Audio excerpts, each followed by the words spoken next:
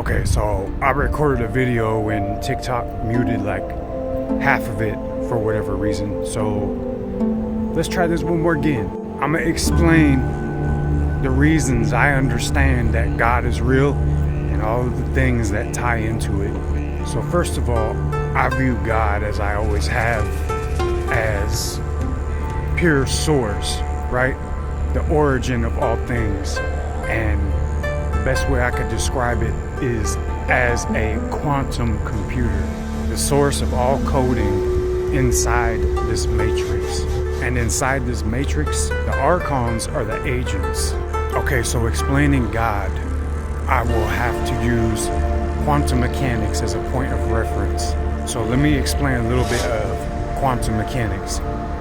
So quantum mechanics very much has to do with manifestation. Quantum mechanics ties in with spellcasting and cymatics. See, certain sounds and frequencies have an effect on the water molecules, hence cymatics. Much in the same as the things you say become your reality, and the things you speak and think about yourself, you then become. That's why writing words is called spelling, because they're spells, and speaking words is spellcasting, because you are casting spells.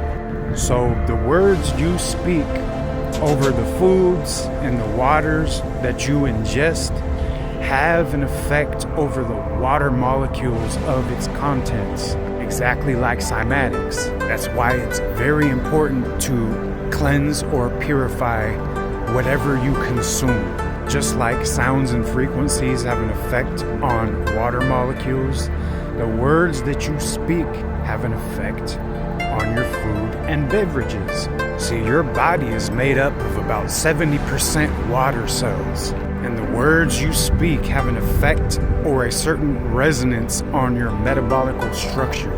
This is literally the science of manifestation. Some call them prayers, right? I don't really see them as prayers. I see them as self-affirmations or incantations. See, the words you speak are sounds and frequencies that produce a certain resonance, exactly like cymatics. So the words that you spellcast have an effect on the molecules of your cellular structure. And just like your body is made up of a conglomeration of water molecules, food and beverages is also comprised of water molecules. This is how you bless and cleanse what you consume. Okay, now explaining God. Being aware and a very in-tuned individual, solipsism heavily resonates with me, as I could never definitively be for certain that anyone else in the world is conscious the way that I am. And due to quantum mechanics, particles form matter, and matter doesn't manifest until there is a perceiver. So the only thing I can be for certain of is that I am manifesting my entire reality, and I am doing all of this at will. And due to the laws of entropy, disorder is formed from out of order. So I can assume that every human interaction that I have is not random. Order being my purpose, my existence. Disorder being randomness, also referring to timelines or any timelines that I may sway into. See, time is not linear.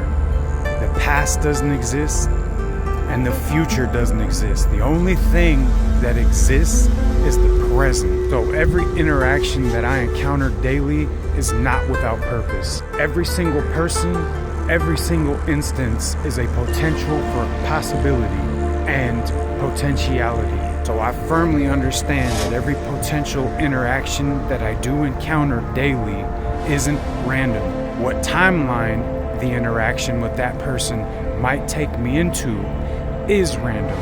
Entropy, disorder from out of order. Okay, now setting all of that aside, so everything in my reality is manifesting before my eyes because I am the one perceiving it, right? So I got to thinking, well, how do I exist then? Because I am not observing myself into existence. Who is observing me? God. See, this is how you know we are all the God. Time is not linear, so there's no separation between us. Just like there is no past or future, only the present. You and me are the same. You exist because I exist. And much in the same, I exist because you exist. God perceiving multiple different perceptions through multiple different personalities. Thus, we are all manifesting each other. But in your own perception, you only exist because God is perceiving you. That's where that thing, solipsism, comes into play. Because the only thing that you and I can be for certain of is that we are the only ones conscious. As in, I know I'm conscious, but I don't know if anybody else is as well. See, if God wasn't observing you, you would have no option to manifest everything in your reality.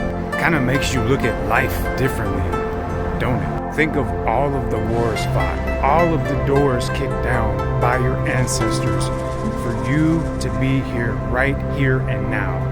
Think of all the history that had to take place for you to even exist.